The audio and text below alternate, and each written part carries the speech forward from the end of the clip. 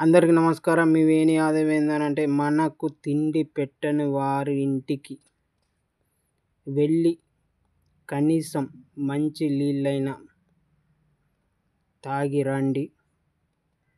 కానీ మనల్ని ఎవరైతే చులకనగా, నిర్లక్ష్యంగా, మనల్ని హీనంగా,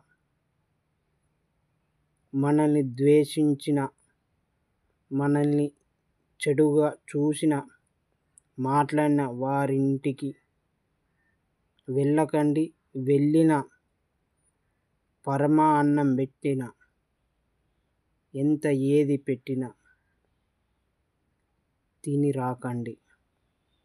వాస్తవానికి వాళ్ళ ఇంటికి వెళ్ళకండి. ఇది ముమ్మాటికి వాస్తవం మిత్రమా. మీ వేణి యాదవ్. గుర్తుపెట్టుకో జీవితంలో. మీ వేణి యాదవ్.